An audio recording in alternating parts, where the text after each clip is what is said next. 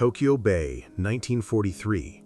The sun had barely risen over the gray waters, casting a cold, misty light over the steel structures of the Japanese POW camp. Prisoners, emaciated and silent, shuffled in the early morning chill.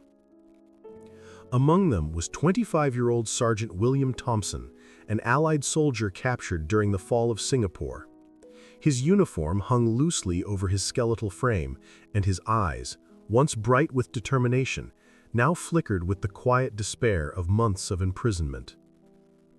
Around him, the camp stirred with the same mechanical monotony. Guards shouting orders, men marching to labor, the clatter of metal gates, the constant undercurrent of fear and hopelessness. Every day felt like a repetition of the one before, a cruel cycle of survival and submission. Thompson's mind, however, refused to accept defeat. Each whispered plan and secret glance between fellow prisoners ignited a spark that the camp's walls and barbed wire could not contain. It was a spark that would soon erupt into a desperate bid for freedom. The barracks were a symphony of suffering. Wooden floors groaned under the weight of countless men pressed together in the stifling heat. The air was thick with the smell of unwashed bodies, sweat, and the faint, metallic tang of blood from daily beatings. Thompson lay awake on his thin mat, listening to the low murmur of conversations about escape, rumors of tunnels, and the faint hope of reaching the jungle beyond the camp. The guards, Japanese soldiers with rigid discipline and cold eyes, patrolled with mechanical precision. One mistake, one misstep could mean a beating or worse. Yet even under the constant threat of death, the prisoners whispered their plans, shared scraps of intelligence, and kept the flame of hope alive. Thompson, with his careful observation and quiet determination, became an unspoken leader in these secret gatherings. His knowledge of maps, jungle survival, and patience in the face of cruelty made him an indispensable part of the escape planning. Weeks passed in meticulous preparation. Every detail mattered. Thompson and a small group of trusted men surveyed the perimeter, memorized guard rotations, and scavenged small items that could aid their bid for freedom. Each night they risked severe punishment to dig a narrow, hidden tunnel beneath the camp's northern fence. The soil was dense, heavy, and damp, but their resolve was stronger than the fatigue that threatened to consume them. Conversations were whispered in guttural tones, and every sound beyond their tunnel was a potential death sentence. Thompson's mind replayed the horrors of capture, the long marches, the forced labor, the hunger, but he let each memory fuel his determination. Escape was not merely a chance at freedom. It was a defiance against everything the camp represented. The men learned to communicate silently, using hand signals and subtle movements, so that even the closest guard could not detect their plans. As the tunnel lengthened and neared completion, the danger intensified. Any misstep could betray the entire operation. The night of the escape arrived with a heavy rain that masked footsteps and dulled the watchful eyes of the sentries. Thompson, leading the small group of men, moved with a cautious urgency. One by one, they slipped through the narrow tunnel, soil falling silently into the shadows. The air outside was thick with the scent of wet earth and foliage. Heartbeats thundered in their ears, each step a negotiation with death. The camp was alive with distant shouts, barking dogs, and the echo of boots. But they pressed onward, moving silently into the dense jungle beyond. Thompson's hands were cut and bloodied, his uniform caked with mud, but his eyes remained fixed on the darkness ahead. The freedom that had seemed like a distant dream was now within grasp. Yet every moment demanded total vigilance. A single miscalculation could return them to the camp, or worse. In the oppressive darkness of the jungle, the escapees faced their next trial: survival.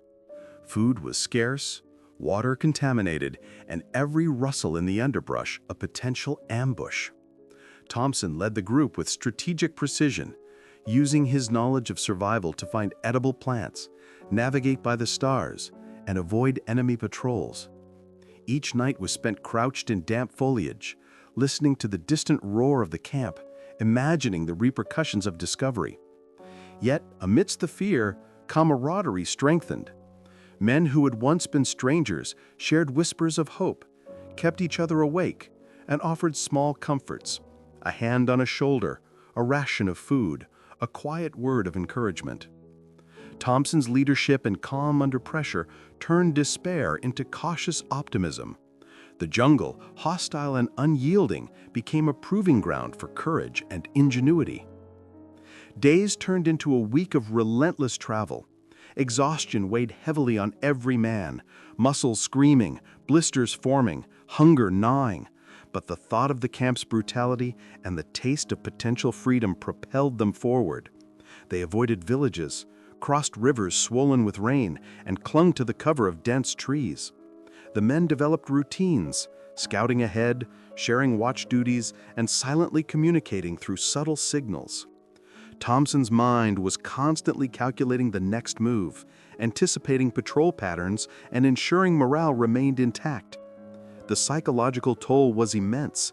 Dreams of the camp's horrors haunted them, yet these fears were also fuel. Each obstacle overcome became a testament to their resilience and determination. By the second week, the men reached a small Allied-held outpost hidden deep in the jungle. Exhausted, malnourished, and covered in mud, they stumbled into the hands of rescuers. Relief was immediate and overwhelming. Tears mixed with the rain and dirt on their faces. Thompson allowed himself a moment to breathe, to absorb the magnitude of what they had accomplished. Yet the reality of their ordeal lingered.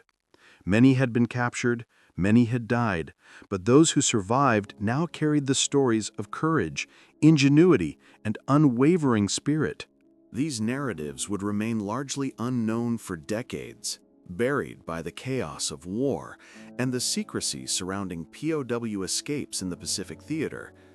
Yet they stood as enduring testaments to the human will to survive, to fight against impossible odds, and to claim freedom in the face of tyranny.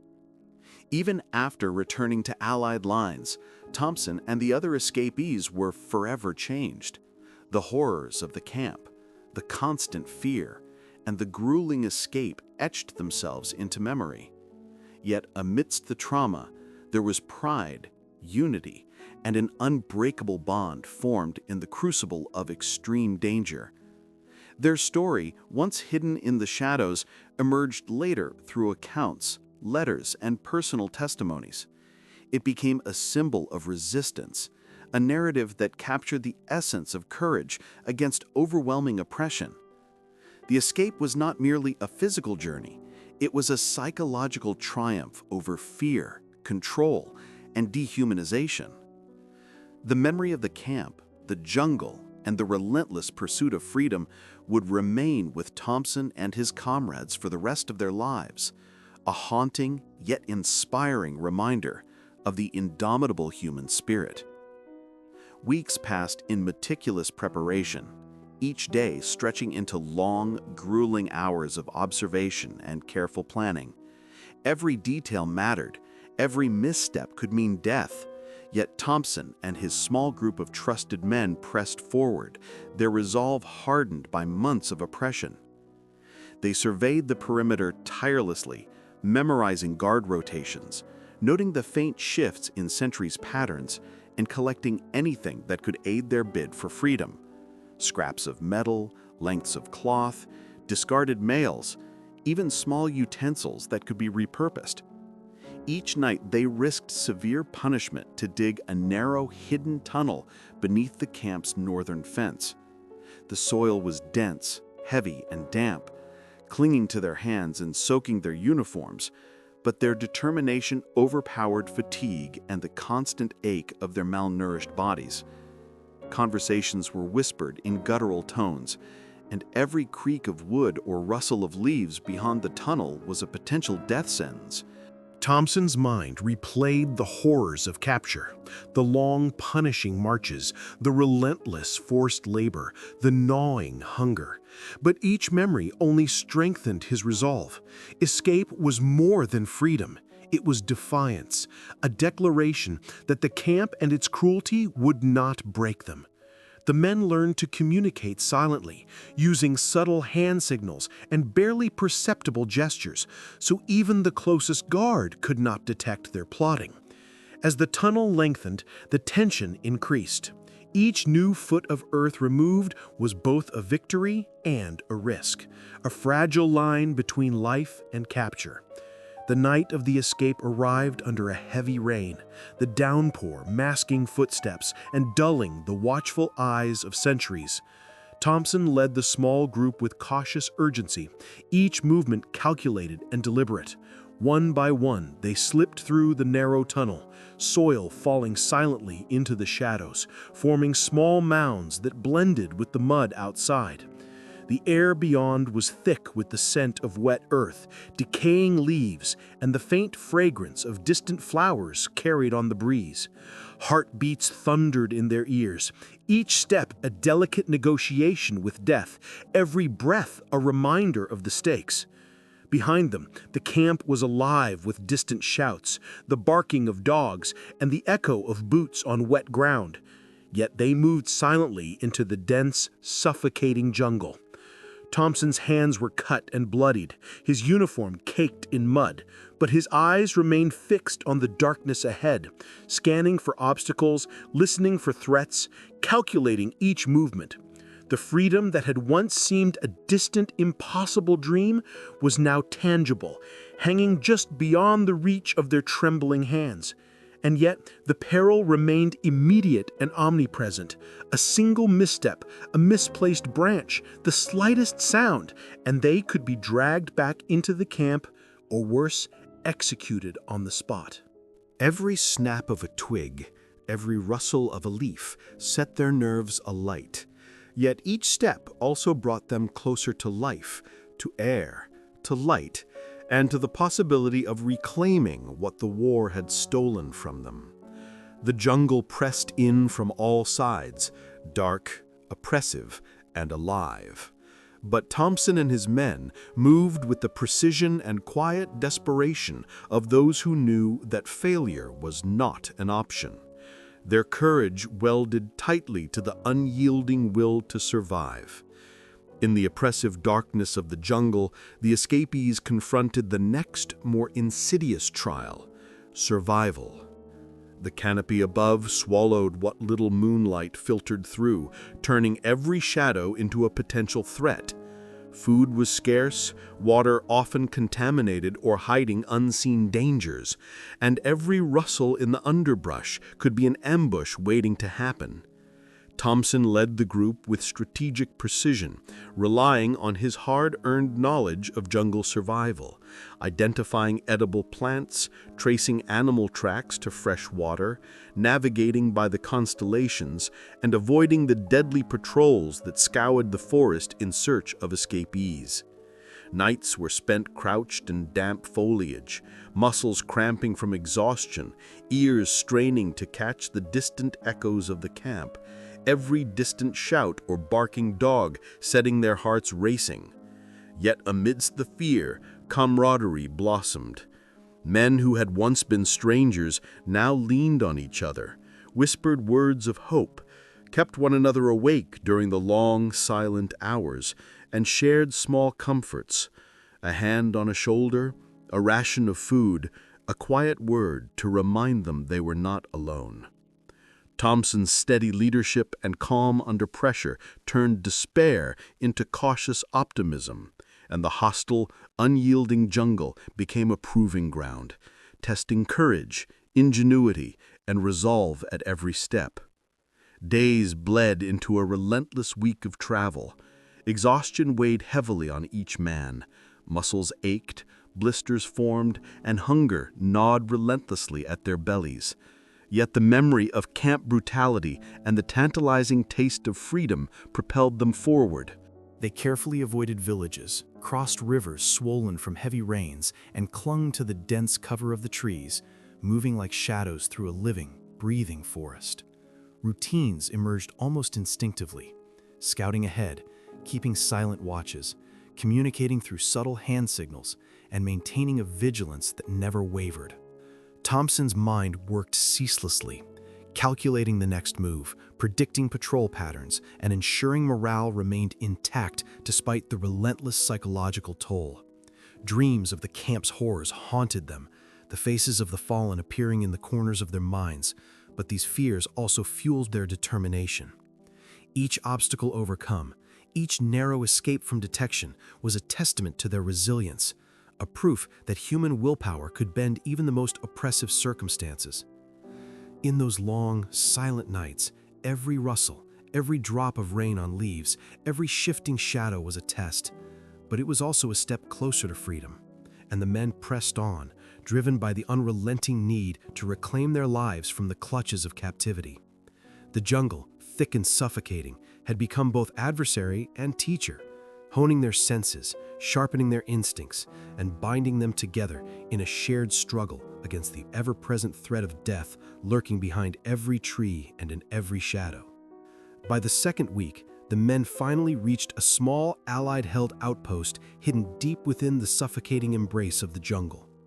Their bodies were battered, muscles screaming from overexertion, skin streaked with mud and sweat, clothes tattered and soaked from the relentless rains. Hunger gnawed at their bellies, but the thought of reaching safety lent them one final surge of energy. When they stumbled into the arms of the rescuers, relief was immediate and overwhelming. Tears mingled with the rain and dirt on their faces, as if the jungle itself had wept with them. Thompson allowed himself a moment to breathe, to fully absorb the magnitude of what they had accomplished, the sheer audacity and danger of their escape settling like a weight both heavy and liberating. Yet the reality of their ordeal lingered. Many of their comrades had been captured, some had perished in the camp or in the jungle, but those who survived now carried the stories of courage, ingenuity, and an unwavering spirit. These narratives would remain hidden for decades, buried beneath the chaos of war and the secrecy surrounding POW escapes in the Pacific Theater. Yet they endured as enduring testaments to the human will to survive, to fight against impossible odds, and to claim freedom in the face of tyranny. Even after returning to Allied lines, Thompson and the other escapees were irrevocably changed. The horrors of the camp, the constant oppressive fear, and the grueling demands of their escape etched themselves into memory like scars, both physical and emotional. Yet, amidst the trauma, there remained pride, unity, and an unbreakable bond forged in the crucible of extreme danger, a bond that would last long after the war. Their story, once hidden in the shadows, slowly emerged through personal accounts, letters, and testimonies, becoming a symbol of resistance and a testament to courage against overwhelming oppression. The escape was not merely a physical journey from captivity to freedom, it was a psychological triumph over fear, control, and dehumanization. A proof that the human spirit could endure, adapt, and ultimately prevail. The memory of the camp, the jungle, and the relentless pursuit of freedom would remain with Thompson and his comrades for the rest of their lives, haunting yet inspiring them. A permanent reminder that even in the darkest corners of history, courage, ingenuity, and unyielding determination could carve a path to survival and liberty, leaving a legacy that would inspire future generations to understand the true cost and the indomitable power of human resilience.